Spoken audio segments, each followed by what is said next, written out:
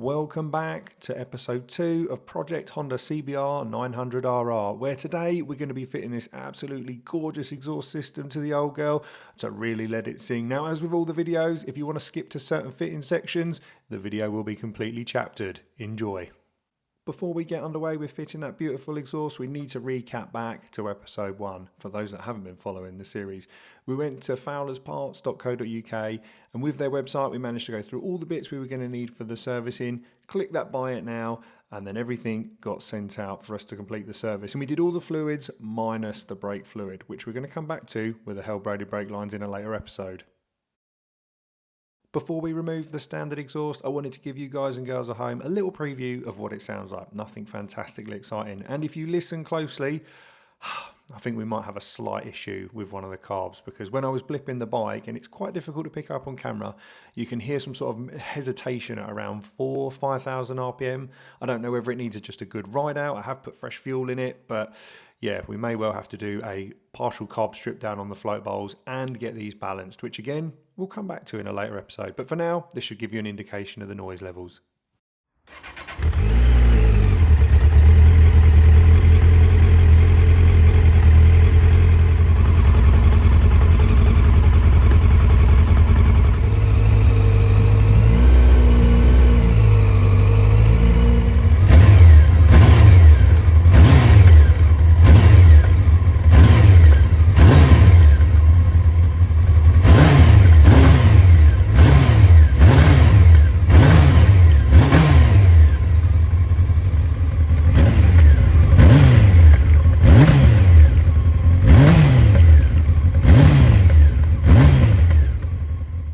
With the bike wheeled back into the workshop, it's time to unbox the new goodies that we've got. And I've got to be honest, I owe big thanks to this to the Honda CBR900RR owners Facebook group, because for me, I always wanted more sound out of the bike. I do like loud pipes saves lives and all that talk. But I just feel like standard, they're so heavily restricted in the noise levels that they lose so much character for me.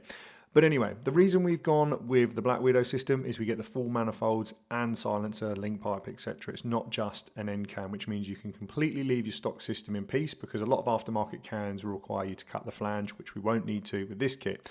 And as I found out reviewing the Owners Club, not something that's an issue for me, is the CBR900 now, given the age, the exhaust manifolds are really starting to rot. And the problem is they're not cheap or easy to get hold of if you're going genuine Honda. Whereas this, you've got a full system, and we'll come back to a really nice feature later in this episode about the manifolds that you can purchase from Black Widow. Black Widow done a fantastic job with making sure everything was protected correctly for delivery, no damaged items to report, and they sent me out a few different silencer options. As I mentioned, I'd be doing a video on it, so we're going to go through the different silencers shortly and the options available. Included with the exhaust, we also get some instructions on how to remove the decibel killer. This is a little insert that just goes in the end can if you are doing track days or leaving the house early in the morning, you don't want to upset all your neighbours. And you also get instructions on how to assemble the spacers for the exhaust hanger that goes to the rear footrest, as well as some stickers and a nice little lanyard. And as with always, whenever I get stickers, I plaster them all over the workshop. Time to unbox the silencers. Now this first one is the preference for me. Looking on their website, it's the one I wanted most because it was very close to the original, but it was also a lot shorter, because I don't like the length of the standard can. It looks absolutely massive. I wanted something that still had that sort of OEM factory look, but also gave us a bit more noise and still was nice, clean and blended, I would say period correct. So yeah, a quick look here. I think it's safe to say this is pretty close really to like what a factory bike would have back in those days. The second silencer option available, again a nice clean option, but I don't feel that it's period correct for the bike. Back in the 90s, carbon fibre wasn't really a big thing on motorcycles, or at least street production bikes. I think that stainless steel overall is the look. But again, if you are looking to modernise it potentially, this could be an option for you. The third option, we go back to stainless steel with a carbon end cap. Now for me, I think this system looks too short to go on the bike, and in the road review section, I'm actually going to take all of these out because it's actually really quick to swap these over. It's a 10mm bolt on the connecting pipe and then just the hanger on the footrest. So we can have a good run with what they sound like, with what they look like, and that will be coming in the road episode, which I think will be in about 2 episodes time. But again, lovely clean looking, but I feel this would probably be more suited to like my old GSXR 600 K6, something that tucks under the belly, really small and out the way. And finally, the most wild one of them all. Again, I don't think this suits the look for me of the CBR900RR. And oh my God, I am sure this is going to be incredibly loud with the baffle out. But fear not, we will be testing all these. And hopefully I can ask my good friend Matt to lend me his decibel reader so we can have a look at what the volume differences are like between them all. But yeah, I wouldn't go for this one personally for my own bike. But I'm certainly super excited to try it, as the yobbo in me cannot wait to hear this at 12,000 RPM.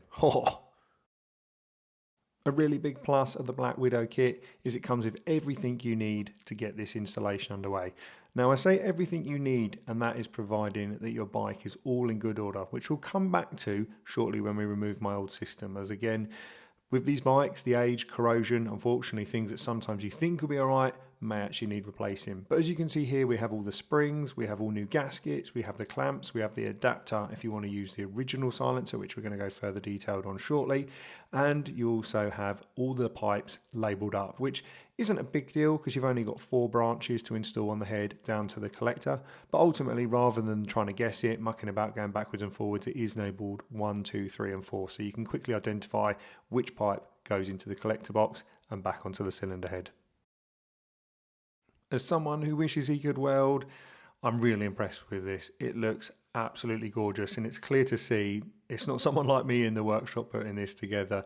And what I think is really crazy about this is this whole system here that I'm fitting to my bike, not all the multiple silence, just as the 400mm stainless one and the manifolds, was £295 including VAT. That is crazy for a system like this. Like now in a world where we live where exhaust systems are 8, 9, 100,000, 1,200, £2,000. Yeah, it's certainly very impressive for the money. You can't fault them for that. It looks absolutely beautiful. So another thing I wanted to check is, have we actually made any weight saving gains? Now, this is with the heavier silencer. Obviously, if you had that really small one, the Asbo one, I imagine it'll be even lighter, which we can check. But this system comes in at about 7 kilos. Now, I wouldn't say my scales are the most accurate, but they get us there or thereabouts for this video. With the exhaust system all moved to the workbench, it's time to get the ramp lowered and put the bike into position to work on it. Now, I will say that this job is a lot easier having a motorcycle ramp. It'll certainly be doable on the floor, but my days of crawling around trying to go into exhaust manifolds are behind me, at least I hope to think. And yeah, make sure the bike is stone cold, because like I say, this is going to be right near the radiator and the headers, so if you have had it running, it's going to be almost unbearable to work on. With the bike placed on the paddock stand and then jacked up to a suitable working height, again, proper lovely move if you've got a ramp. I don't envy you if you're on the floor. You're then going to need your 12mm socket and spanner, and you need to just take the nut off of the silencer bolt, but leave the actual bolt in place and just the nut removed, because we're going to use that to take the weight just for the time being until we've undone the silencer from the link pipe. We now need to remove the 3 12mm bolts holding the silencer to the link pipe. And as you can see here, for some reason mine were absolutely seized solid. I honestly thought one of them was going to snap, but thankfully not. And then once they're all undone, put them to one side, hold the silencer in your left hand and remove the hanger bolt that goes through the rear footrest with your right hand, and you can then remove the system. It certainly looks very coked up in there, so an Italian tune-up is on the cards. And look at these brackets. We'll come back to it again in a later episode for where the bike's been stored. But yeah, I definitely need to blast them back and get them painted, because they're really letting the bike down. As we mentioned earlier in the video, if your manifold is completely rotted out and you really want to keep the standard silencer, Black Widow have got you covered, as their adapter actually goes onto the standard silencer and then onto their new aftermarket manifold, so you can completely restore that factory look again.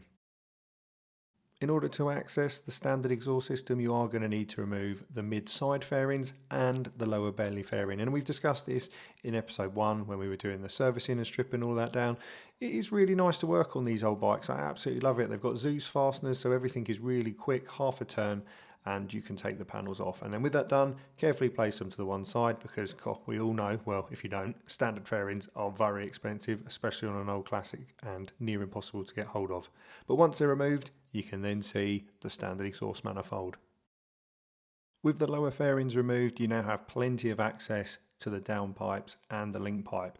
What I would say is, if you haven't already done a coolant change, like typically we done in the episode 1, It's probably worth removing the radiator if you're going to do a coolant change as well, because it's just going to give you a little bit more access to get some nice extensions in there. It was a little bit fiddly removing mine. And this again is what I mentioned with everything's included with a kit for Black Widow. And if you had a perfect bike, this wouldn't be required. But look at the state of my exhaust nuts. Now, unfortunately, I couldn't get hold of these for the following day to get this all on, so I did have to reuse the originals. I used a blowtorch to try and get the stud out, and I actually put a tap through to clean all the old threads out. And they do work really well. They actually still held torque, which is really nice. But in an ideal situation, yeah, they could really have done with replacing and order those in advance. So yeah, I've saved you if you're about to do the same job yourself and yours look bad. The only final thing now holding the exhaust in place is one bolt that's located at the lower back section of the frame. So using a 12mm, again, socket and spanner, you can undo this and the manifold should really just lift out the way. I didn't find it needed any real fighting, as you can see here, to get it removed. Look at the side-by-side comparison. The Black Widow exhaust looks absolutely stunning compared to the factory Honda unit. And look, I'm not a gas flow engineer, so I'm not going to be able to say this with any real confidence. But to me, this system looks like it's going to flow so much better than the original, so we may even see some gains in performance, but we'll come back to jetting later on. We now need to remove the old exhaust gaskets, which are copper. Now, I used a small lever bar for this, but you do need to be very careful because the cylinder head is alloy, and if you start levering in the wrong positions, you could damage the mating face and you'll have a permanent exhaust leak, which is definitely not ideal. We now need to fit the exhaust headers, and again take note of the numbers because you can see which order they need to go in. Again, essentially they're not going to fit if you try and do it the other way around into the collector. And the tip I have for here is put each one in, do them up till they're almost like just less than finger tight, because you still want a bit of movement to position them into the collector. If you do these up tight now, it's going to be near impossible to get them into the collector altogether. The system comes with the exhaust assembly paste putty, whatever you want to call it. But essentially put a nice bead around it evenly. You don't want to go too mad because it's such a close fit on these collectors to the header pipes that most of it will just slide off anyway. So you don't need to go mad at this point. And again, this is a little bit fiddly because you're moving the collector as one piece into the individual four headers, hence why we've left those bolts on the cylinder head just pinch tight.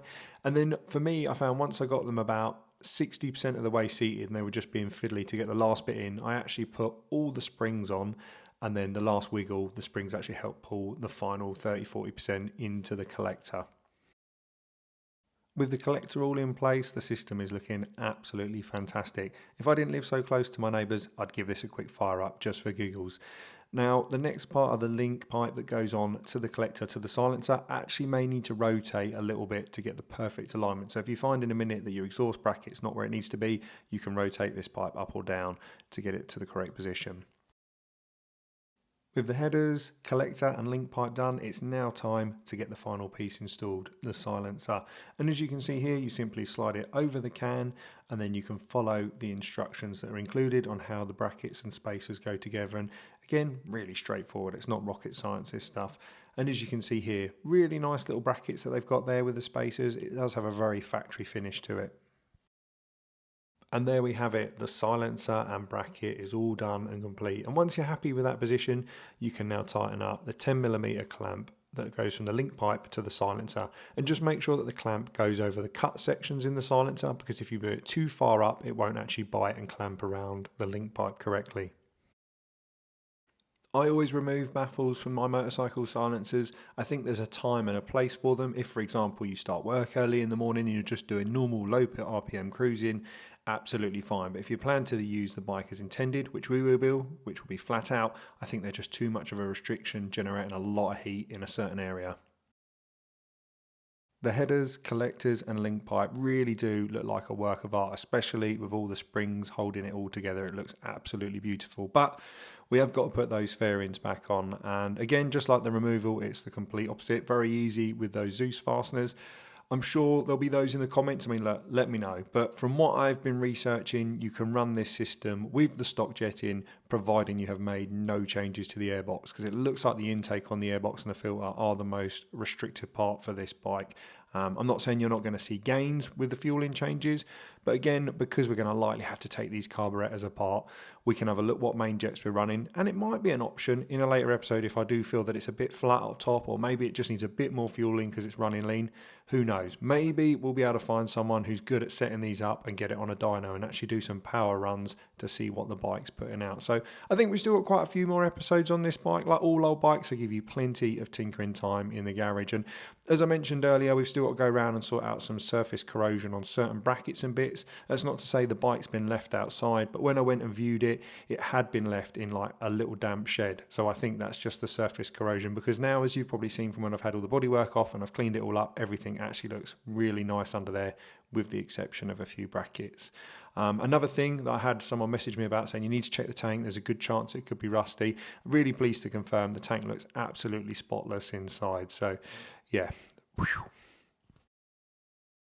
With the bodywork all back on, I also grabbed the scales just to get a quick gauge on how heavy the stock exhaust manifold, link pipe and can is. And yeah, we've saved over 2 kilos, which is cool. I'm sure I'm not the only one who heads into the garage planning to only spend 10 minutes in there for it all too quickly to turn into 4 or 5 hours. And the problem is, it's all too easy just to grab a fizzy can of energy drink to keep me going. And that's why in this video, I've partnered up with Holy, a healthier solution to energy drinks. In a few weeks' time, I'm going to be trying to squeeze my arse back into some levers ready for riding season, and I need to cut out excessive calories, which ultimately is going to be my fizzy drinks. But there is a solution, and that is why I've partnered up with Holy, because they offer a range of energy drinks, iced teas and hydration drinks that are perfect for when I'm tinkering in the garage and I get that craving for a good tasting drink. With a variety of flavours available, I'd strongly suggest the starter set so you can try them all and work out your favourite. And it really couldn't be simpler. Grab yourself the shaker, fill it with 500 millilitres of water, add the sachet of your choice and give it a good shake, and you are ready to go. If you're searching for a healthier alternative to traditional energy drinks, simply click the link in the description or scan the QR code now. Thanks, Holy.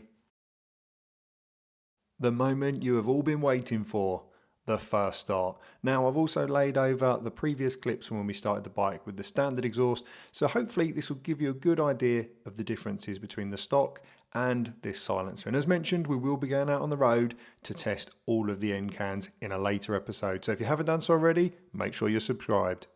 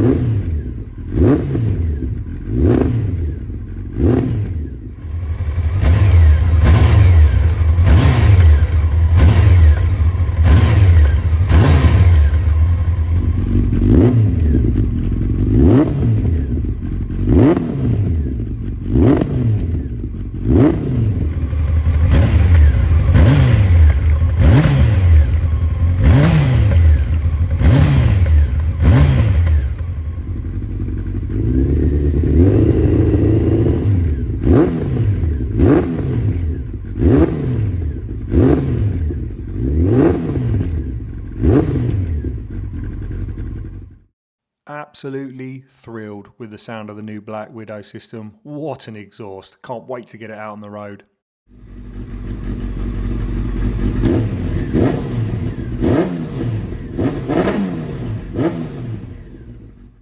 Another item I'd look to replace at some point is the rear shock. They're notorious for losing pressure, and apparently, according to my good friend Rich, the Hyper Pro unit is absolutely incredible and a true game changer, so watch this space.